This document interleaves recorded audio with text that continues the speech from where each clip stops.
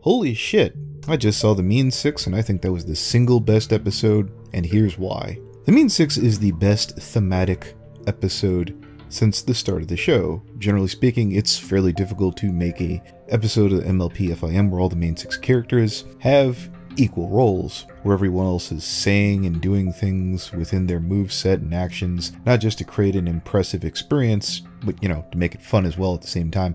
Till now, I'd argue Shadow Play, or at least the early part of the episode, has everyone doing something as well as managing to introduce 6 new characters, or rather, old, fit in a bad guy, etc, etc. But Shadow Play had 44 minutes to fit everyone in, and including their mom. And one day I look forward to explaining why that was the best use of time for a season final to date. The Mean Six doesn't just fit the main 6 in, it doesn't just double that, but it still manages to cram in 2 more characters. And it does so well within the guidelines of 22 minutes. This is the hold my beer of MLP FIM. The episode winds up being successful because of any missteps are generally glossed over just by how everything is moving at such a nice click and speed.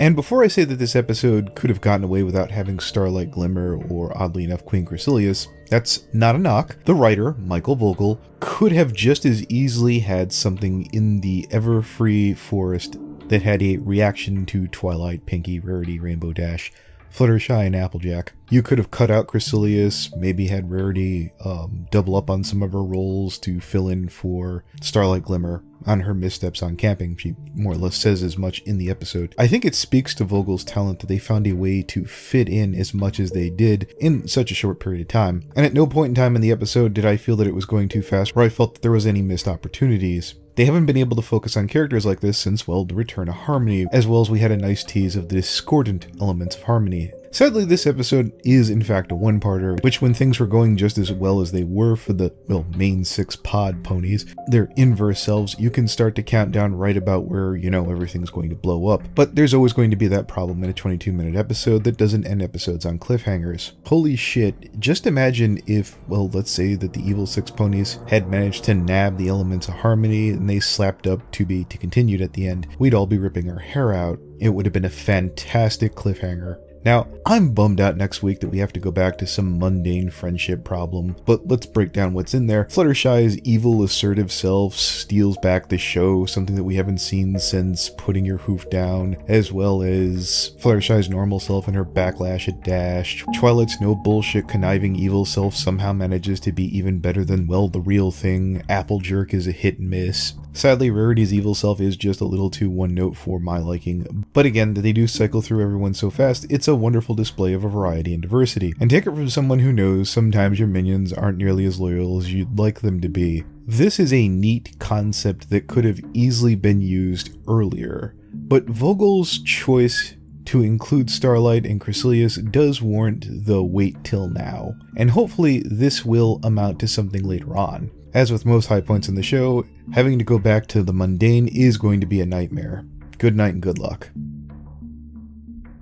Before we take off, I want to look around at the fandom and plug some fun stuff I've peeked at. Some of the other content creators such as Winged Fusion, who's a fellow shitlord like myself, and before I plug his latest video, I'd like to state for the record, I respect Event Horizon as a content creator, and if he gets behind his Equestrian Misfits line, it's a bit barren, without any content for months, or any content at all, as he's been doing his level-headed best to do his best impersonation of, well, the Secret Rift. I'd very much like to see Event put out some work.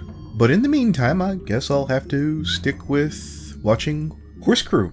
Something that, you know, everyone should do. You either make excuses or blame other people for those mistakes. Oh yeah, Emu doesn't have any videos out because, these people. Oh, Emu doesn't have any fucking videos out? Oh, it's because of my computer. Just take some fucking responsibility for once, Jesus. And would you believe that even the current members of Emu don't even like how he runs things? Naturally, I'm overdue to give Midnight Chimes another verbal blowjob. As he himself is a man who rarely shies away from controversy, it's nice to see just a nice, regular by-the-numbers, level-headed video where he continues to improve since his start, and I encourage you to join him for that ride. When my review of a pony's sympathy dropped, one commenter pointed out what at surface level appears to be a contradiction. That being how I said pay attention to all criticism only to dismiss someone else's feedback as idiotic. The thing is though, there are a lot of critical voices out there and it would be impossible to follow every one of them since so many of them contradict each other. There does come a point where you have to just fold your arms and say, I've considered it, but no. The question is, how, as a novice or indeed a writer of any level, do you judge what is worth taking on board and what is not? I'm afraid there is no easy answer, but that's what I'm here to help with today. And here we have Cavatina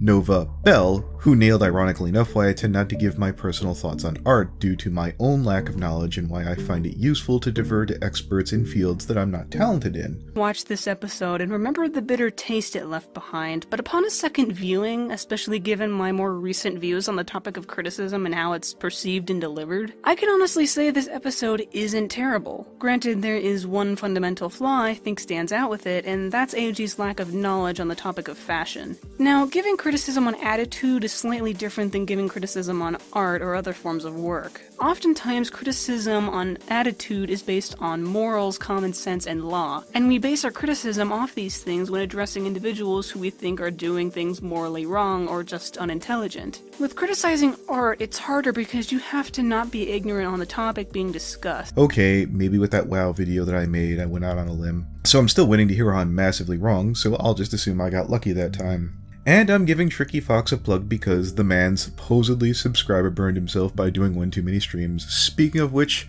they can't learn anything new is like saying that Twilight or any other member of the main six can't learn anything new about friendship as well. We all know that this is not true, and it is a pretty forced reasoning. I mean, I do agree with Twilight's sentiment that they should go to Shirley School, because you learn actually useful things there, and it is approved by the EEA, so a degree from that school actually means something. But it still doesn't make much sense, not to mention that I don't see any reason why they can't take any extra classes after their classes at Shirley School. Also doesn't helping is a constant comparison of how much better the School of Friendship is supposed to be. It's getting a bit old after a while, and even though they do say that Shirley is a good teacher, it just seems a bit insulting considering how they keep complaining about her classes. Thing is, they mostly emphasize how much fun the classes are, like playing football and stuff, and less what they actually learn there. As a result, I have a bit of a hard time to take it seriously as an actual school.